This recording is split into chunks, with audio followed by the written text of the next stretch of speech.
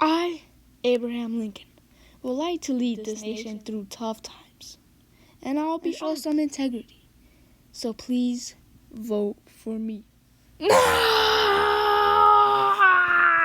Why?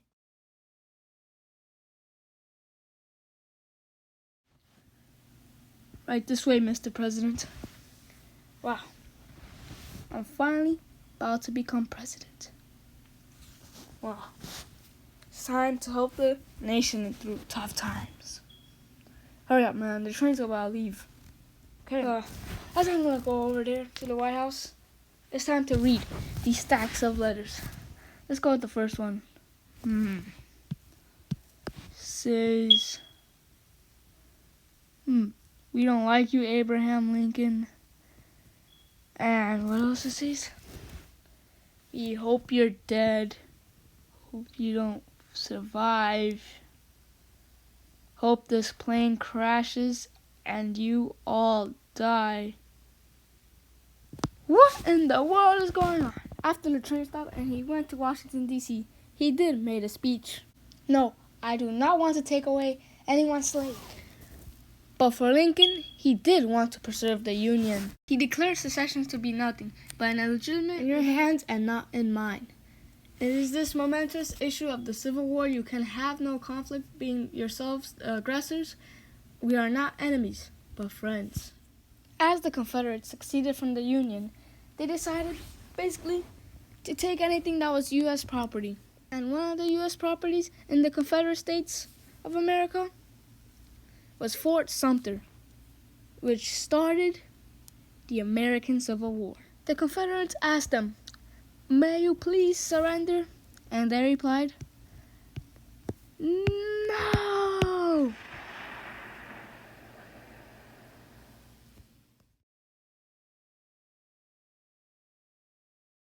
War was declared. Davis and Lincoln set a call for men to join. We need something to win this, quick and easy. You. So then the two sides met, closer and over here, and met at the Battle of Manassas. They start firing in rows. Abraham Lincoln hired George McClellan, which he was caught. Ulysses S. Grant went straight towards Nashville. Then he got into another battle with the Confederates at the Battle of Shiloh, whatever you say it. But then he threw his army at.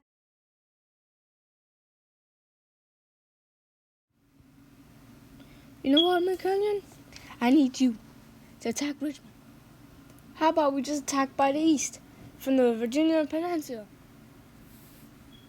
So then McClellan arrived from the east, and he saw two Confederate forces at Yorktown, and he just basically decided to go for a siege, a month-long siege. And then after that month-long siege, he kept on going forward to Richmond. But he still had more men. So Lincoln was like, "You have more men? Finish them off." He was like, "No." So then the Confederate forces, they had, how did I put this? They split their army in two and pushed the Union all the way back and made McClellan running down to where he was. Lee was going to try to attack Washington, D.C. Basically, he went on the attack. And then McClellan finally did something good. But he decided to wait and continue thinking when he still had an answer. I'm just guessing. But he just didn't want to attack. And then they attacked, defending the White House. Basically defending the capital of Washington, D.C. Which basically changed the course of the war. Well, kind of. You know what, McClellan? You're fired. So Ulysses S. Grant, ready as ever, went down the Mississippi and General Sherman split this force in two, with General Sherman controlling the other. Ulysses S. Grant went under, crossed the Mississippi River, then went attack here, then attacked Jacksonville, then went close to Vicksburg and held for a month. You know what, Meade? you're hired.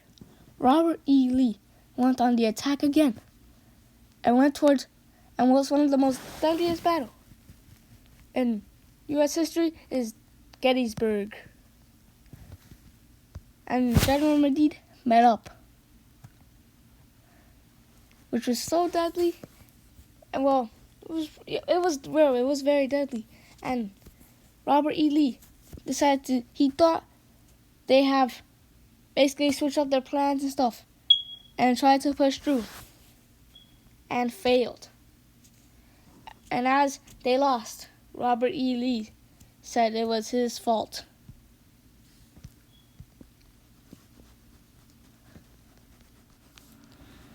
You, General Shepard, I need you to capture Atlanta.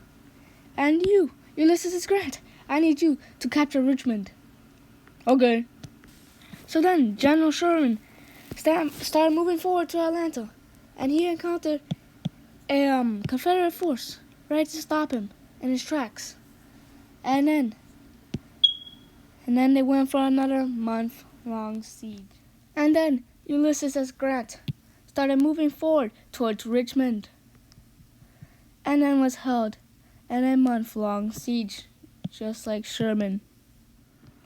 So then Ulysses S. Grant sent Robert E. Lee and his army. Then Robert E. Lee surrendered, which brought to the end to the American Civil War. Then Robert E. Lee was about to leave. Ulysses S. Grant saw emotion in Robert E. Lee's face. And then his men started cheering. Even Lincoln celebrated after the war.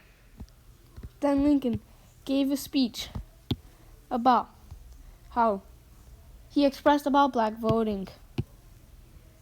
Lincoln went to Ford's Theater to celebrate. But then something tragic happened. Let me just do this. Then Abraham Lincoln sadly passed away.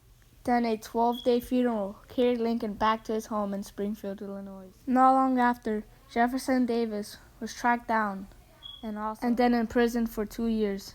Then he got released. 50,000 civilians were killed and 80,000